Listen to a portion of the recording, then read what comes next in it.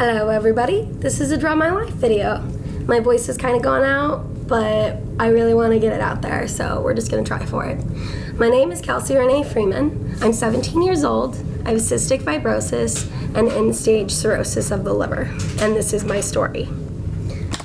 My mother had her first child when she was 18 years old. Her name was Jessica. Today, Jessica is married, living in Utah, and has a 5-year-old son.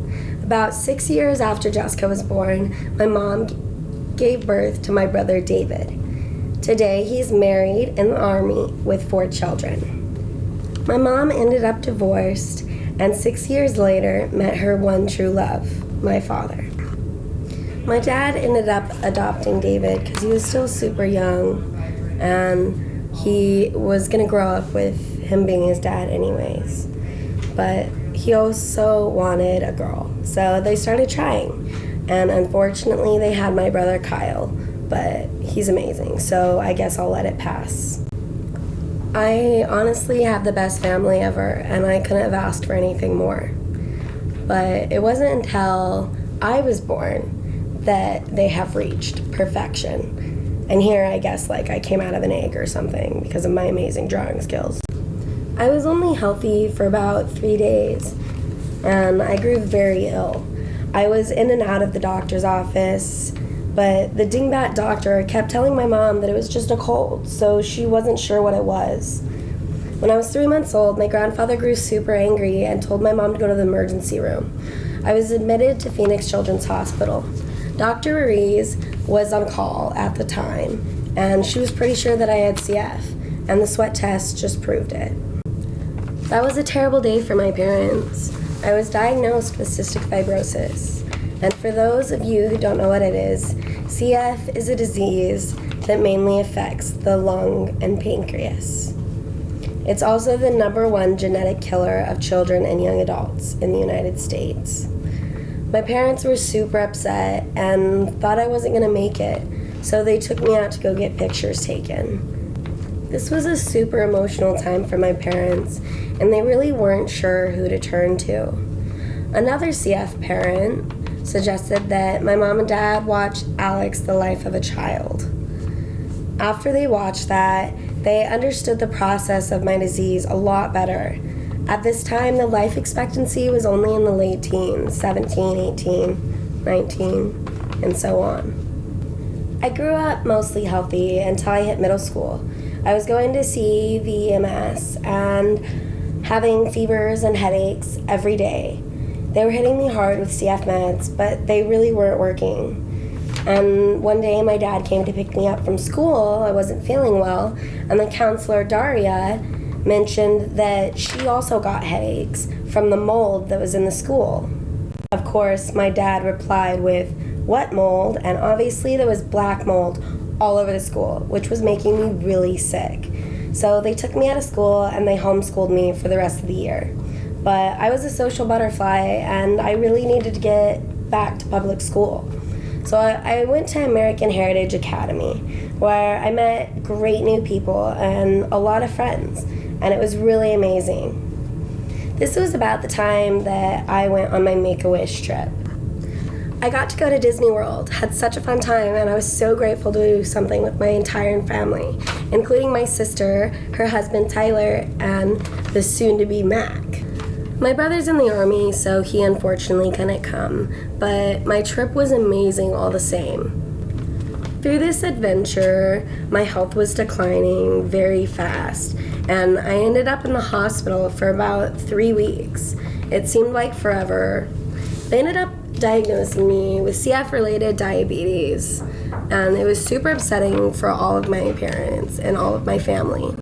After being poked and prodded for days on end, they finally came to the conclusion that I had stage 3 cirrhosis of the liver. That is end stage. They told me I would need a liver transplant, and I would need about $200,000 to cover it. I wasn't really sure what to think, and I couldn't imagine what my parents were going through. Around this time, I was more focused on how much stress it was putting on my parents. I wasn't really worried about myself or worried about transplant at all, just about how much my parents were going through. We had already lost our house and we were living in our mobile home for quite a few years. We ended up making a trip to Los Angeles Children's Hospital, where we stayed in the Ronald McDonald House for about a week. When we got back home, I became the poster child to start raising money for medical bills and transplant. We raised about $40,000. We got to pay off a lot of our medical bills, and we put the rest in savings account for all the medical bills up to and including transplant. We finally got to move back into a house again, and my transplant had been postponed until I declined some more. So I went to high school, and I went to CVHS. I made varsity cheer. It was super fun because I was always a cheerleader, and I was great at it. But unfortunately, my disease was not welcome there. It wasn't long until I went back to AHA, and I think that's where I belonged. It's such an amazing school. From there, I made amazing friends, and we started a group chat on Facebook, and we ended up calling ourselves The League. It's a really cute story. I was friends with a guy named Trenton for a little over a year, and then we started dating, and I've been dating him for about 2 years now, and he never fails to make me laugh. In December of my sophomore year, I was super sick. The doctors decided to do an arterial splenic embolization. I didn't know until later that that was the first one ever done at PCH. I was supposed to be in and out of the hospital in just 4 days. After a couple days, I grew very ill and stopped eating. I had 103 fevers for 15 days. I was talking nonsense, and I was in huge amounts of pain. I only remember 2 hours of that 15 days, and it's the day I decided to stop fighting. I was somewhat conscious, and my daddy came to give my mom a short break.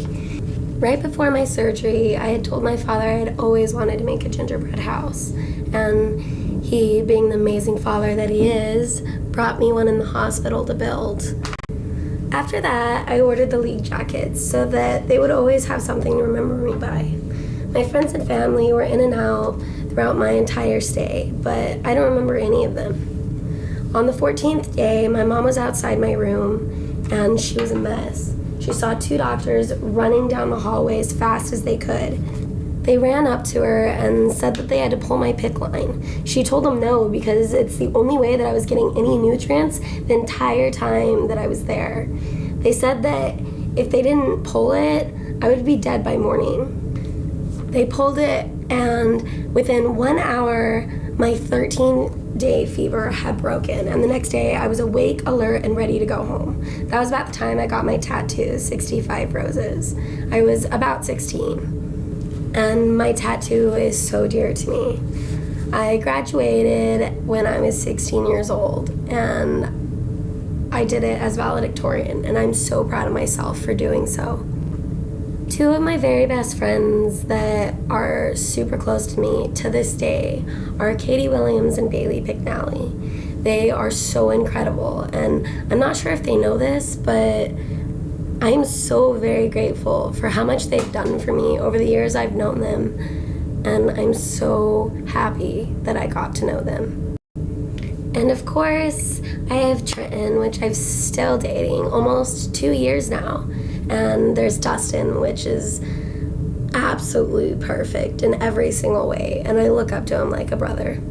There's also Luke freaking Jenkins, and he is my best friend, and he's amazing and incredible, and blah, blah, blah, blah, blah. Insert heartwarming story here. Now I'm going to college, and I'm still raising funds because CF is expensive. I plan to attend NAU in 2017, and I moved in with 3 of my greatest friends, Luke, Trenton, and Dustin. Overall, I'm doing really great. I have an amazing job at Denny's as a shift manager and a server. I've met amazing people, Danielle, which I met at work, another Danielle, which is absolutely incredible, and she's just beautiful and perfect. I've also met Lacey, which is love of my life, and Logan, also at work. People ask me if I'm okay and tell me to stay strong. I know that I have this disease because I can handle it, and I love that people look up to me in such a way that makes them strive to do better and be stronger. I am so very fortunate to have this life with loving friends and family, and I wouldn't give it up for anything. This disease has taken me places that I never would have gone if I was healthy, and for that, I am so thankful.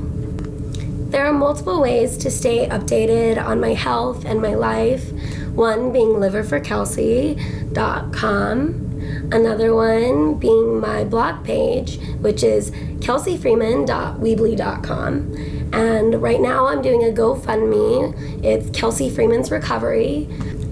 Thank you so much for watching my story. And if you ever want to keep updated, just go to kelseafreeman.weebly.com. And that's it. All right. Bye.